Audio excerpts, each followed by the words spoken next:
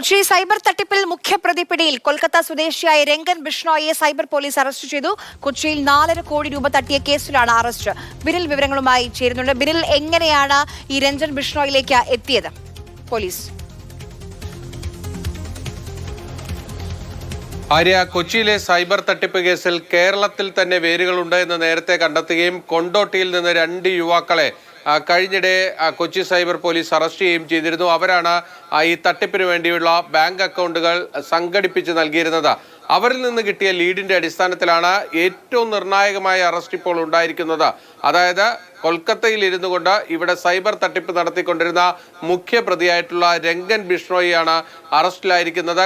ഇവിടെ നിന്നുള്ള പോലീസ് സംഘം കൊൽക്കത്തയിലെത്തിയാണ് ഇയാളെ അറസ്റ്റ് ചെയ്തിരിക്കുന്നത്. വിമാനമാർഗം പ്രതിയെ വൈകിട്ട് 7 മണിയോടുകൂടി നെടുമ്പാശ്ശേരിയിൽ എത്തിക്കുകയും ചെയ്യും. ഇയാളെ ചോദ്യം ചെയ്യുന്നതിൽ നിന്ന് ഉത്തരേന്ത്യയിലെ ഈ സൈബർ തട്ടിപ്പ് റാക്കറ്റിനെ കുറിച്ച് കൂടുതൽ വിവരങ്ങൾ ശേഖരിക്കാൻ കഴിയുമെന്നാണ് പോലീസ് പ്രതീക്ഷിക്കുന്നത്. 4.5 കോടി രൂപയാണ് കൊച്ചി സ്വദേശിനിയിൽ നിന്ന് തട്ടിയെടുത്തത്. ആ തട്ടിയെടുത്ത പണത്തിന്റെ വലിയൊരു പങ്ക് കിട്ടിയിരിക്കുന്നത് ഈ രംഗൻ ബിഷ്ണോയ്ക്കാണ് എന്നതും കണ്ടെത്തിയിട്ടുണ്ട്. അതിന്റെ അടിസ്ഥാനത്തിലാണ് ഈ അറസ്റ്റ് നടന്നിരിക്കുന്നത്.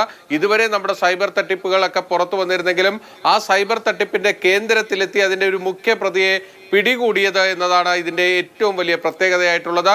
ഇനി ജാർഖണ്ഡ്, രാജസ്ഥാൻ തുടങ്ങിയ സംസ്ഥാനങ്ങളിലും വേരുകളുള്ള ഈ തട്ടിപ്പ് സംഘത്തിലേക്ക് കൂടുതൽ കടന്നു ചെല്ലാൻ കഴിയും ഈ അറസ്റ്റോടെ എന്നാണ് പോലീസ് പ്രതീക്ഷിക്കുന്നത്.